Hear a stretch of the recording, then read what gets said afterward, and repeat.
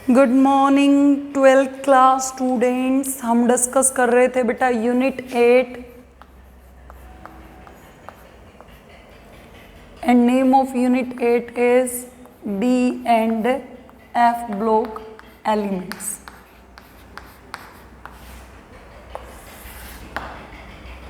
D and F block elements में देखिए बेटा हम क्या डिस्कस करते हैं। हमारी 8 प्रॉपर्टीज हो चुकी थी।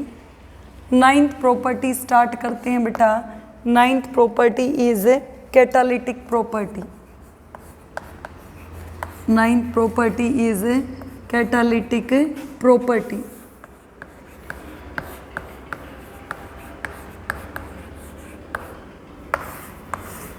जितने भी डी ब्लॉक एलिमेंट्स हैं बेटा वो सभी के सभी क्या एक्ट करते हैं एज एन एक्सीलेंट और गुड कैटालिस्ट।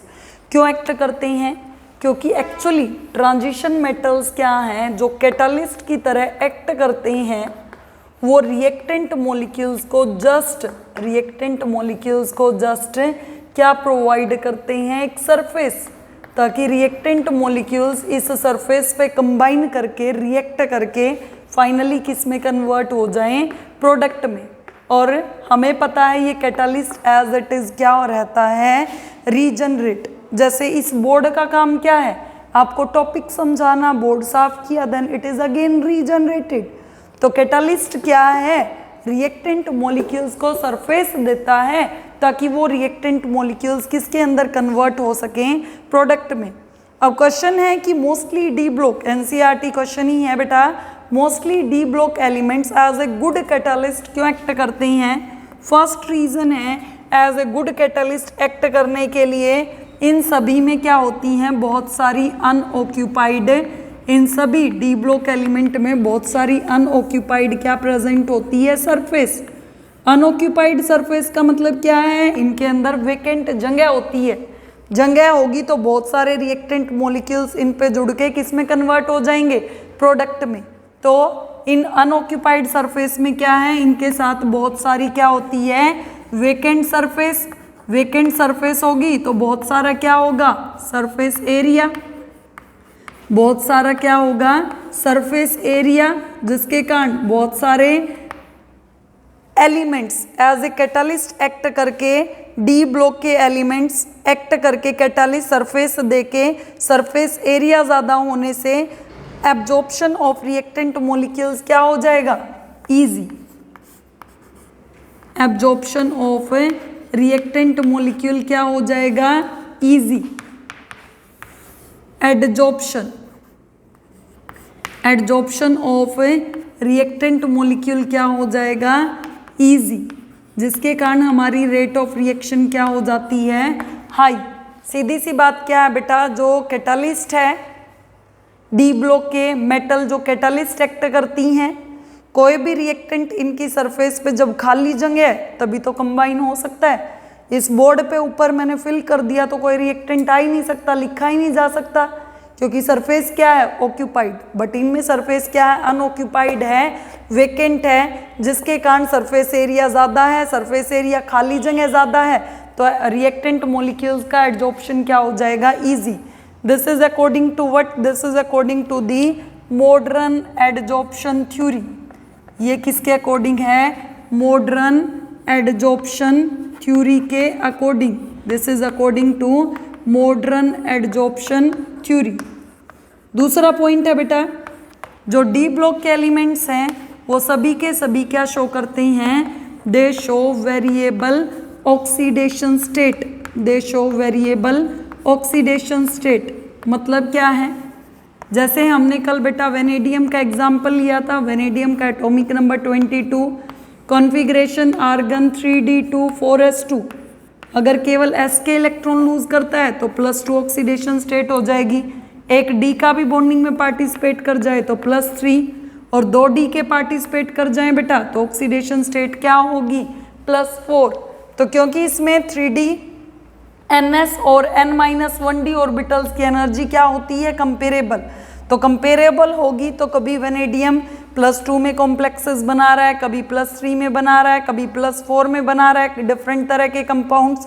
तो वेरिएबल ऑक्सीडेशन स्टेट होने के कारण इनके अंदर क्या होता है, they can form intermediates, they can form intermediates, they can form intermediates of several oxidation states, intermediates of several oxidation state. अब इंटरमीडिएट बनाएंगे तो ये थ्योरी कौन सी हो गई हमारी, intermediate complex theory.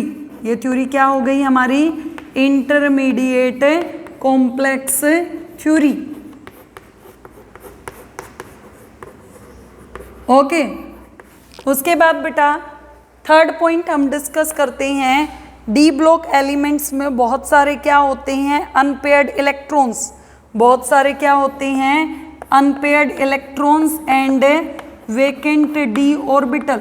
D block elements contain many unpaired electrons and vacant D orbitals, जिसके कारण ये क्या कर सकते हैं, जब जगह खाली है they can absorb energy of several wavelength, they can absorb energy of several wavelength, बहुत सारी एनर्जी को एब्जॉर्ब कर सकते हैं, which act as activation energy for reactants, which act as activation energy, which act as activation energy for reactants, जो reactant के लिए क्या एक्ट करता है, एक्टिवेशन एनर्जी। एक्टिवेशन एनर्जी हम काइनेटिक्स में पढ़ के आ चुके हैं। तो जिसके कारण बहुत सारे रिएक्टेंट मॉलिक्यूल्स इनकी सरफेस पे ऑक्यूपाई हो सकते हैं और रिएक्टेंट किस में कन्वर्ट हो सकते हैं, प्रोडक्ट में। एक सिंपल सा कॉन्सेप्ट हम ये कहें कि मेटालिक जितनी भी ट्रांजिशन मेटल्स हैं वो सभी क्या देती हैं, वेकेंट सरफेस। वेकेंट सरफेस देंगी, पहली चीज तो वेकेंट सरफेस देंगी, दूसरी वेकेंट सरफेस देंगी तभी तो ज़्यादा से ज़्यादा रिएक्टेंट मॉलिक्यूल्स उन पे अटैच हो सकते हैं और वो किस में कन्वर्ट हो सकते हैं, प्रोडक्ट में। तीसरी 3D और 4s की 3D सीरीज में या फर्स्ट ट्रांजिशन सीरीज में एनर्जी कंपेरेबल है तो वो क्या शो कर सकते हैं, वेरिएबल ऑक्सीडेशन स्टेट के कंपाउंड। ओके बेटा, उसके बाद हम डिस्कस करते हैं दूसरी प्रॉपर्टी, कॉम्प्लेक्स फॉर्मेशन। आज की फर्स्ट प्रॉपर्टी हमने डिस्कस कर ली, क्या, कैटालिटिक प्रॉपर्टी।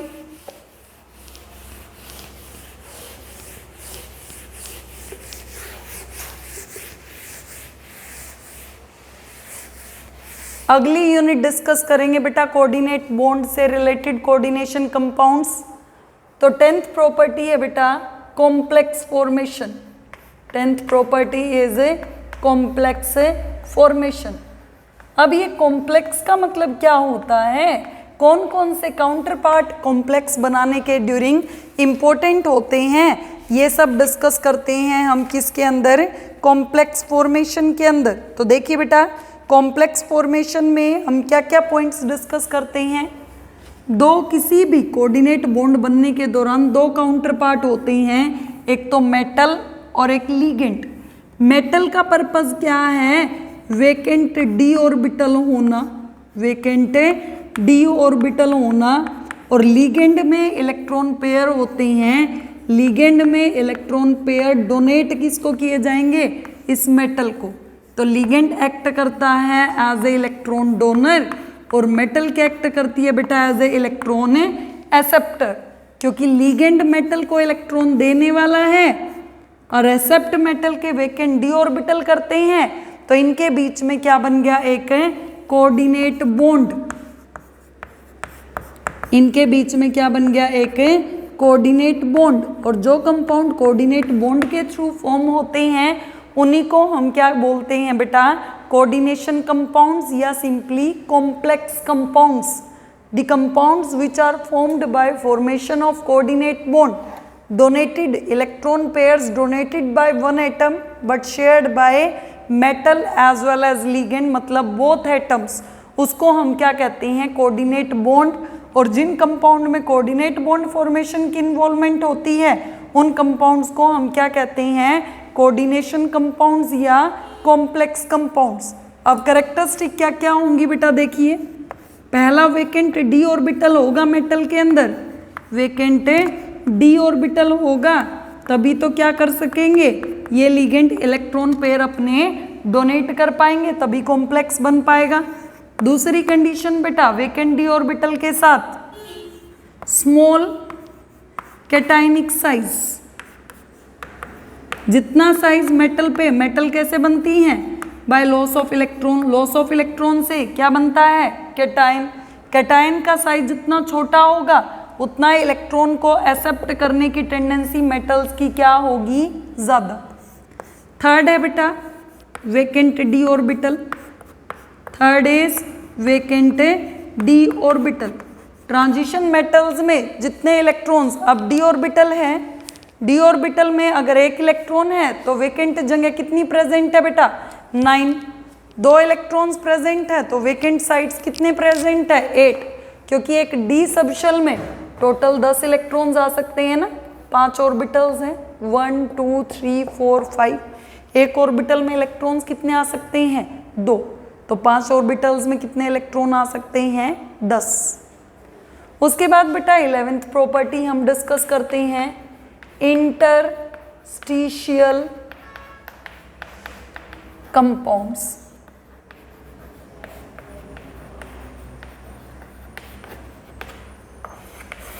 इंटरस्टिशियल कंपाउंड्स में देखिए बेटा, ये है हमारी ट्रांजिशन मेटल, ये हमारी क्या है, ट्रांजिशन मेटल।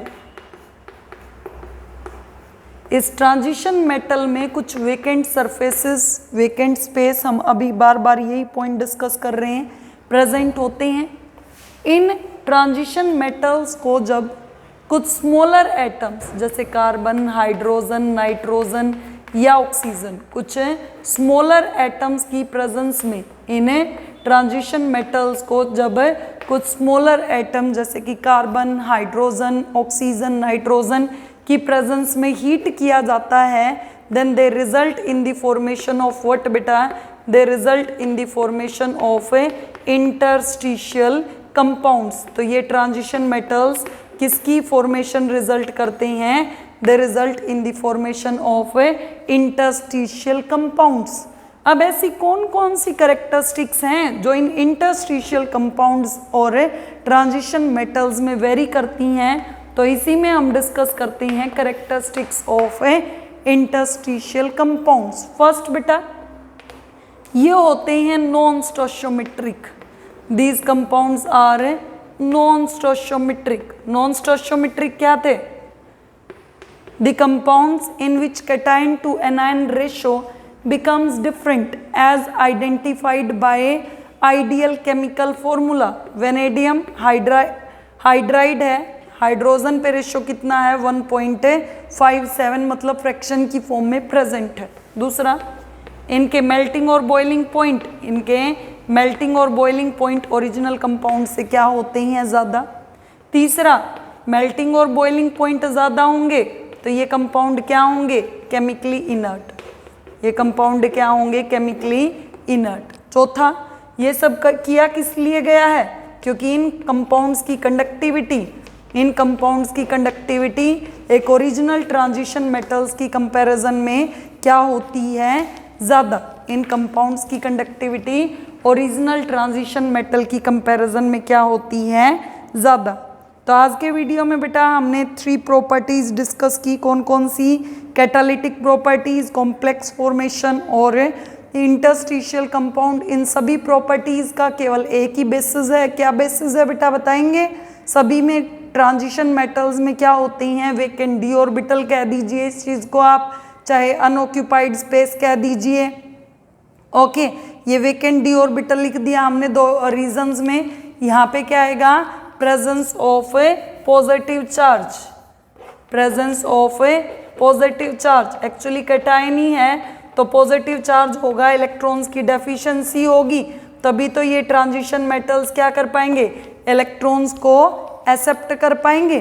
तो ओवरऑल कंक्लूजन इन सभी प्रॉपर्टीज का मेन बेसिस क्या है, ट्रांजिशन मेटल्स में क्या होते हैं, वेकेंट डी ऑर्बिटल, तभी ये लिगेंड से एक्सेप्ट कर पाएंगे, तभी ये स्मॉलर एटम्स के साथ कंबाइन कर पाएंगे, और तभी ये as a good catalyst vacant space देंगे, तभी ज़्यादा से ज़्यादा रिएक्टेंट इनके सरफेस पे अटैच होके किस में कन्वर्ट होंगे, प्रोडक्ट में। ओके बेटा, आज के वीडियो में इतना डिस्कस करते हैं। ओके बेटा, थैंक यू।